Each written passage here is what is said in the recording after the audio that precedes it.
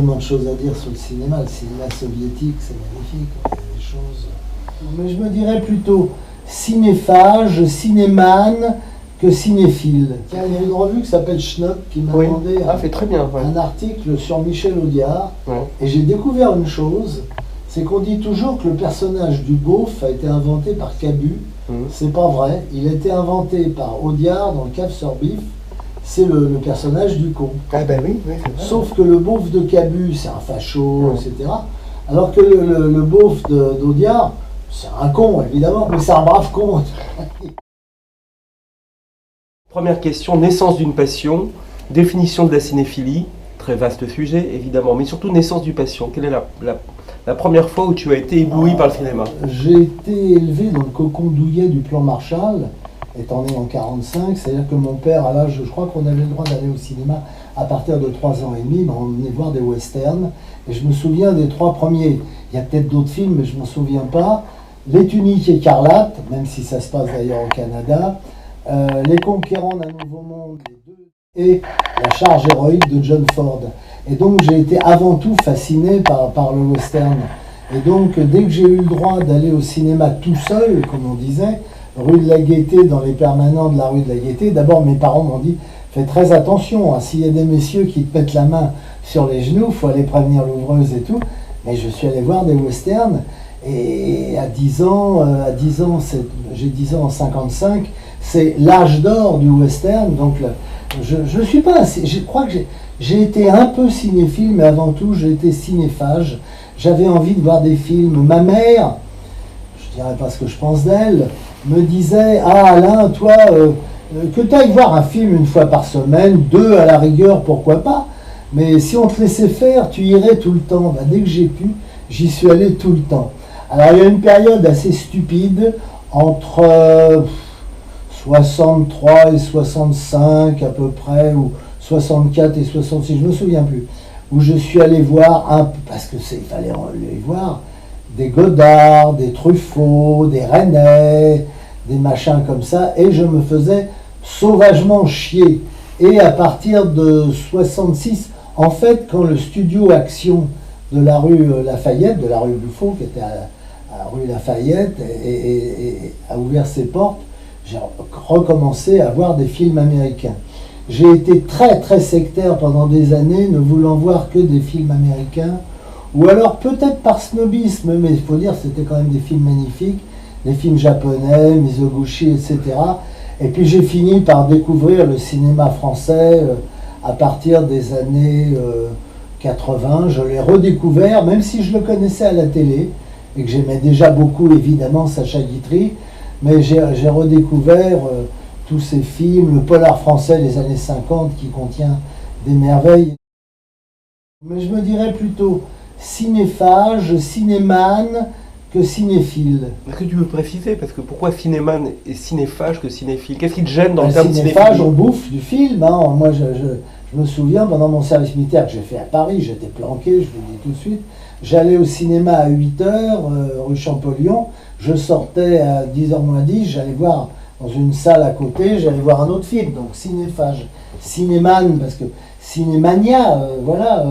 Mais cinéphile, je lisais des revues de cinéma, notamment j'aimais bien Positif, parce qu'à l'époque, c'était une revue qui était quand même assez à gauche, et je l'étais un petit peu, comme étaient tous les gosses de petits bourgeois à la fin des années 60. Je lisais donc Positif, mais cinéphile, non, cinéphage. Je ne suis pas un fanat du cinéma muet. Je pense même que Audiard aurait pu mettre des dialogues sur le cuirassé Potemkin, tu sais, un gars de Paris qui dit ah, « Écoute, je veux bien manger ta barbaque, mais je ne mangerai pas les vermicelles. » Il n'y a qu'un seul film muet que je ne pourrais jamais regarder tellement ça me barbe, c'est Le Monde du Silence, évidemment.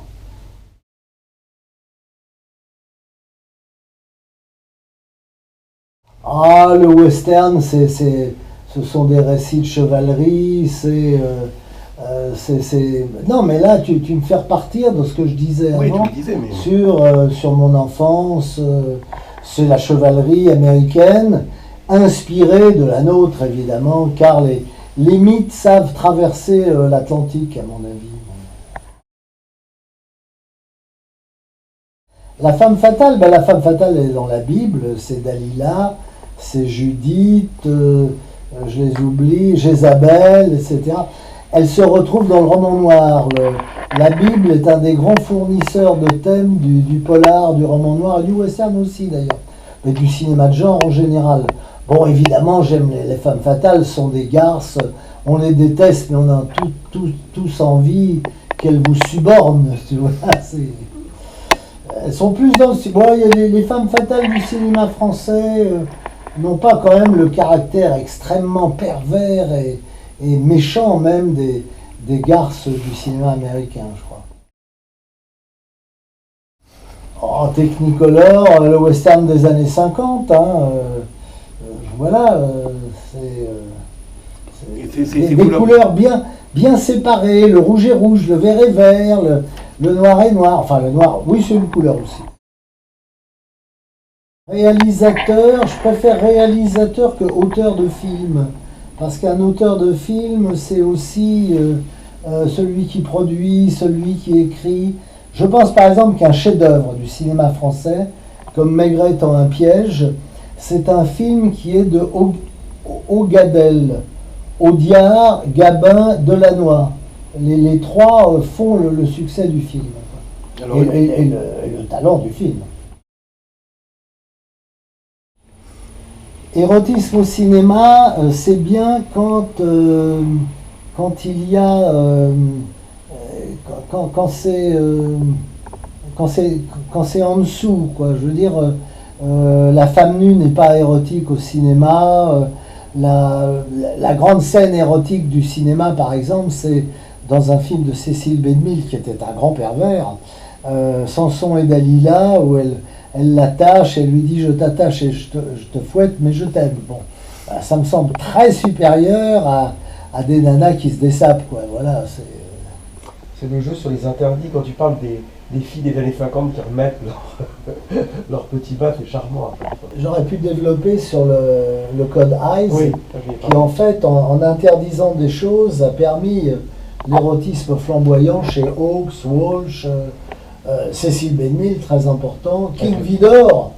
King Vidor, il y a un plan dans la gare de Bette Davis qui arrive pour prendre le train, et elle arrive, et il y a une locomotive, et la locomotive commence à rejeter de la vapeur par tous les bouts, tu vois, comme ça. Il y a Duel au soleil, moi j'aime beaucoup. Alors c'est un film qui a été c'est magnifique, avec Jennifer Jones, qui est quand même une sacrée... Moi j'adore Jennifer Jones, je trouve que c'est très très joli. Et elle se déroule très bien dans Madame Bovary. Ouais. Je suis un grand fanat. C'est Dorothy Malone que j'aime bien. J'ai une copine que j'ai connue dans les années 90, que j'avais shippée. Elle ressemble à Dorothy Malone. Et l'autre jour, elle m'a appelé, elle m'a dit « Allô, c'est Dorothy Malone !» Oh L'usine à rêve. Et moi, j'ai toujours été exaspéré par des gens qui disaient « usine à rêve » pour parler d'Hollywood, en critiquant que ce fût une usine à rêve. Et moi, je trouve qu'il n'y a rien de plus beau qu'une usine à rêve. La littérature, les contes pour enfants, les grands écrivains français, les nouvellistes, etc. C'est une usine à rêve. Marcel Aimé, c'est de l'usine à rêve. Pierre Gripari, c'est de l'usine à rêve. Je suis pour l'usine à rêve. Un mot d'Henri Janson, la nouvelle vague dans une cuvette.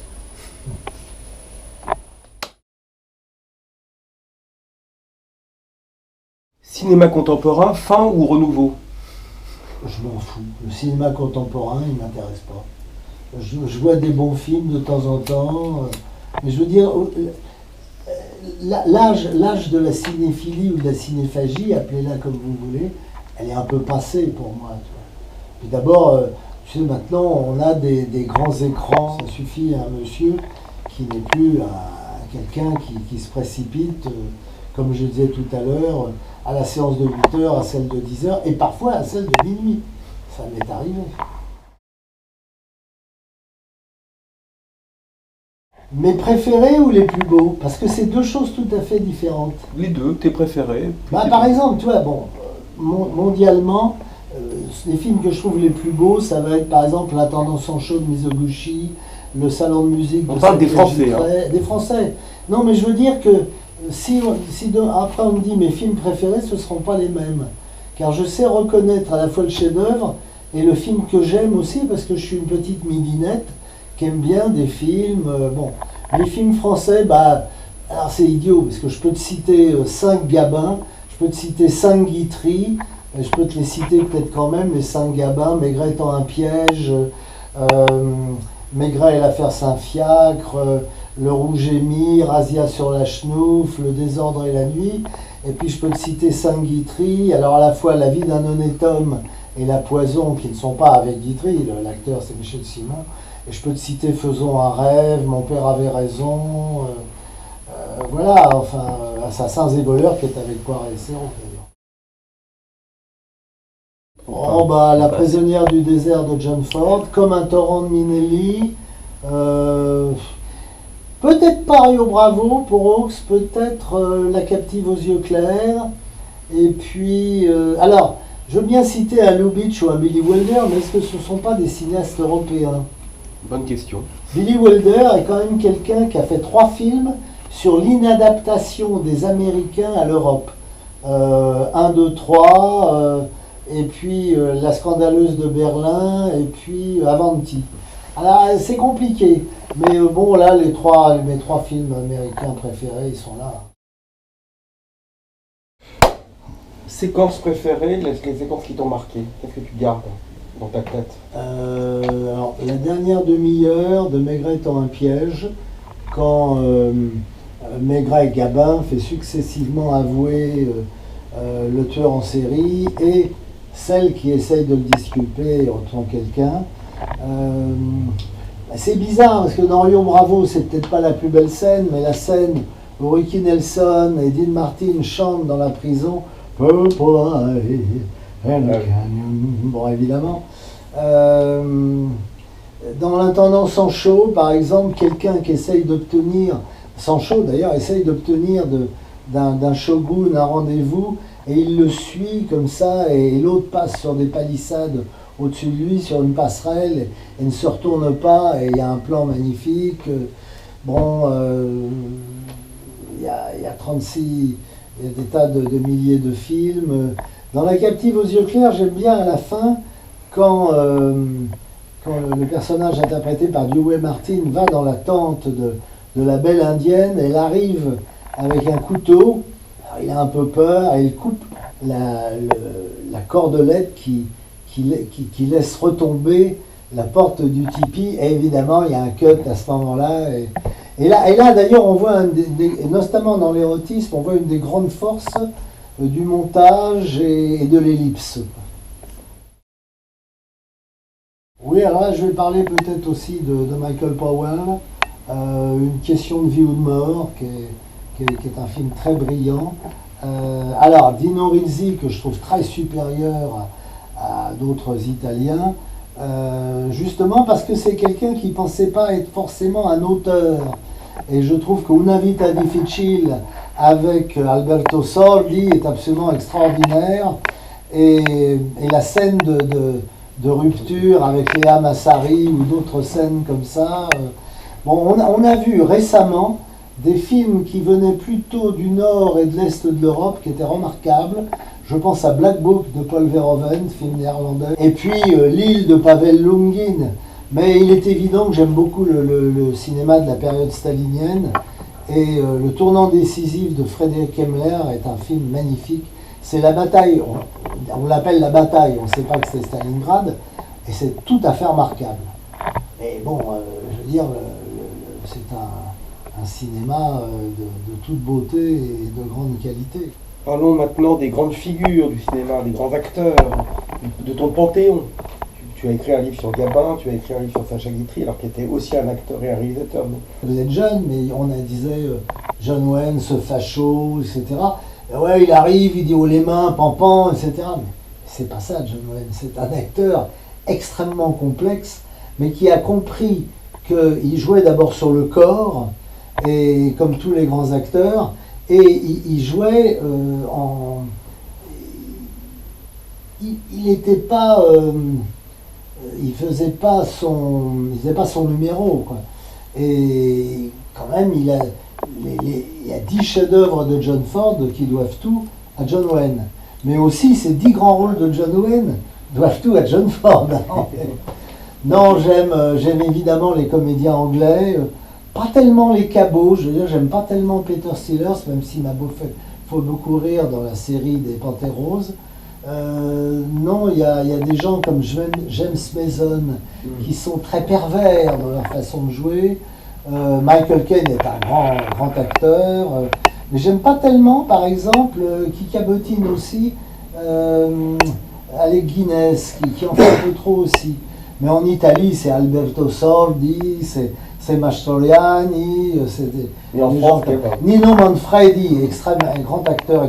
Oh ben en France, c'est Depardieu, évidemment. Depardieu, il est capable de faire n'importe quoi pour n'importe qui, pour son chèque et tout, c'est manifeste.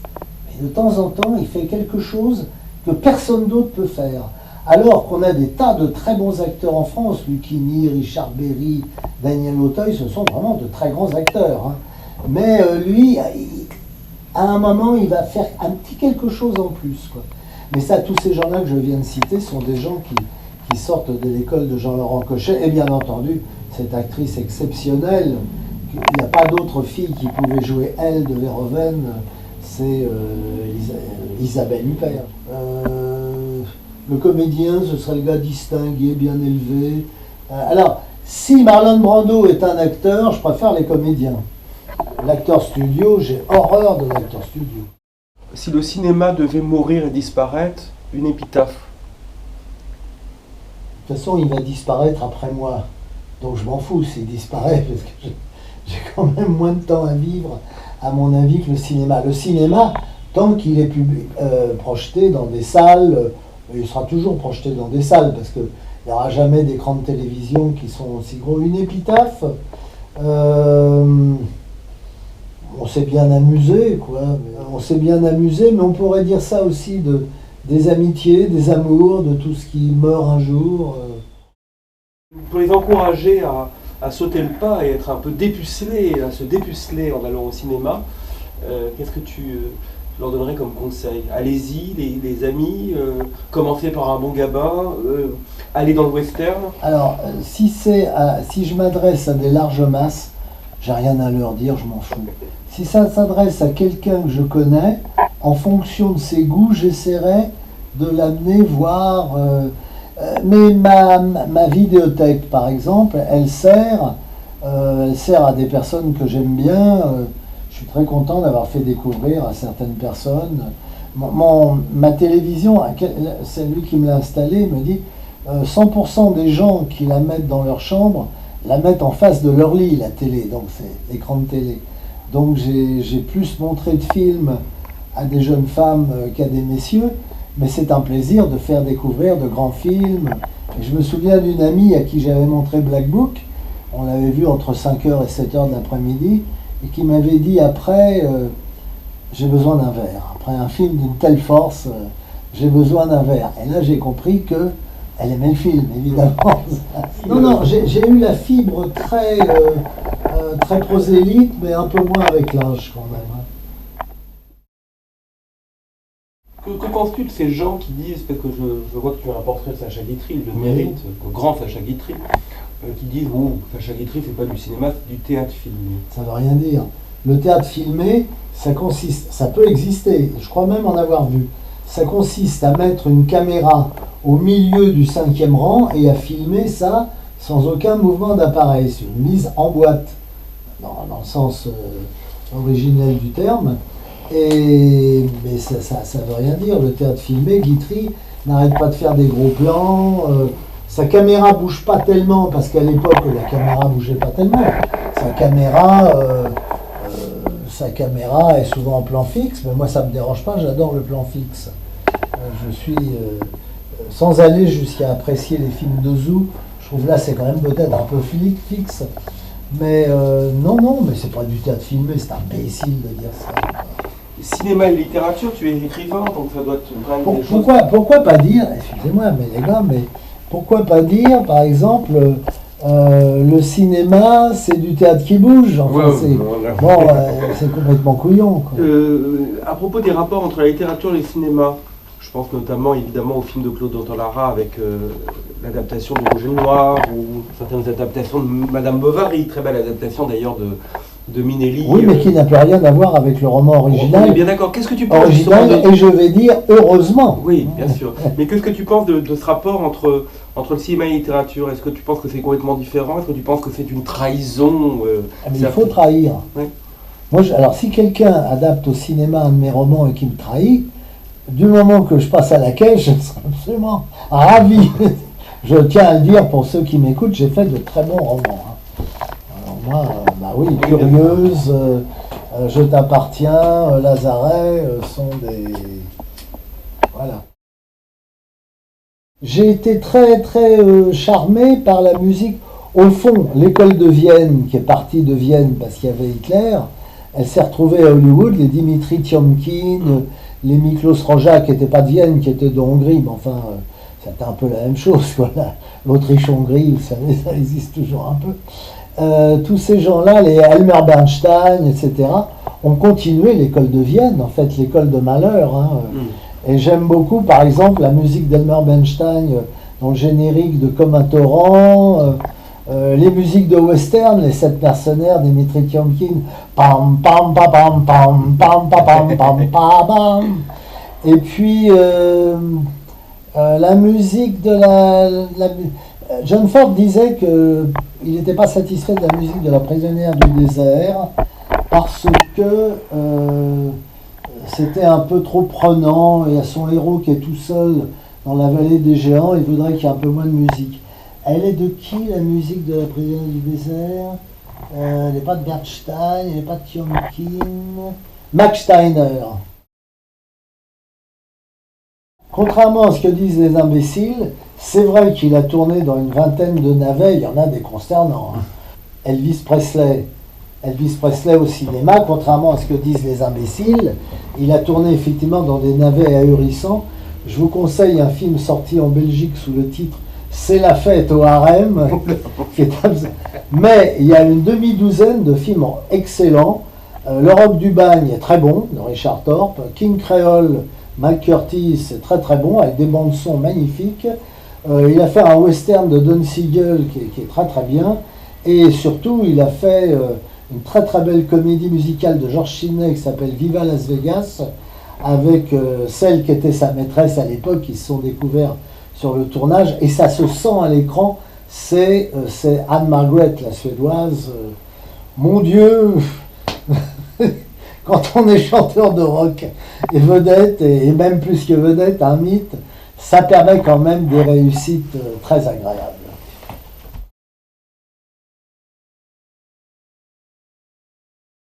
As-tu été amoureux d'une actrice de cinéma qui t'a hanté? Oh non, non, il y en a beaucoup que j'ai aimé. Alors plutôt des américaines, parce que dans le western, il y avait une nana qui s'appelait Dorothy Malone, pas très bonne comédienne, mais alors bandante comme c'est pas. As-tu bandé au cinéma? Bandé, non, non, non. Non, non, je crois pas, non, je pense pas. J'ai pu bander au cinéma parce qu'il y avait une dame à côté. Ça, c'est autre chose, qui me faisait des choses pendant la projection. Mais devant une actrice, non, mais j'ai beaucoup aimé Sid Charis. En France, j'ai beaucoup aimé Mireille Balin, et pas du tout Michel Morgan, beaucoup Daniel Darieux. Voilà, Daniel Darieux dans Le désordre et la nuit, quand elle dit à la fin, c'est l'assassin, hein, bon. Et quand elle dit à Gabin, mon mari m'a rendue heureuse pendant des années, mon amant m'a rendue folle dès le premier soir, évidemment, c'est du Audiard, et toute la vérité sur la femme est dedans, quoi. Enfin, c'est... Les femmes, j'aimais beaucoup les films français des années 50, faits par des auteurs, par des réalisateurs catholiques, qui faisaient des films où il fallait sauver les prostituées et tout, et on en profitait pour montrer des filles en train de remettre leurs bains, tout ça. Alors, bon, Léo Johannon, Le désert de Pigalle, Léonine Mogui, Le long des trottoirs, tout ça. J'adore ce cinéma, j'adore Danick Patisson, Françoise Arnoul, et bien d'autres et tout. Non, buvons un coup, buvons en deux À la santé, une fois de et France. continuons de voir des films, aimer le drame d'un homme d'un certain âge qui a commencé très tôt, à 3 ans et demi, hein, avec le père Pocard. C'est quand même qu'il a quand même vu énormément de films. Et alors j'ai 3-4 films qui me manquent. Voilà, qui sont des films de guerre d'ailleurs. Mais pour le reste. Lesquels? Eh bien, il me manque Le Bataillon de fer de Joseph Lewis, Héros de guerre de Burt Topper et Jump into Hell de David Butler, qui est une version américaine de la bataille de Dien Bien Phu de 57, je crois, mais qui n'est jamais sortie en France car on craignait des manifestations communistes. Autre temps. Et maintenant, on ne les craint plus. Tu racontes quand même des choses que tu es peut-être un dernier à raconter parfois. Vous êtes assez rare aujourd'hui à avoir une connaissance du cinéma américain, du cinéma français, à pouvoir avoir vu des films assez régulièrement, etc. C'est qu'il y a aussi une question de génération. L'ignorance fait des progrès tous les jours. Hein.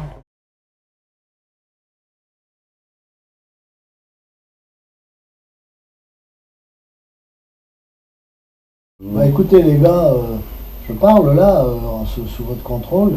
Le cinéma c'est formidable, la littérature c'est formidable. Ça ne vaut pas l'amour d'une part, il faut quand même le dire. Et ça ne vaut pas les verres que nous allons boire maintenant. Voilà.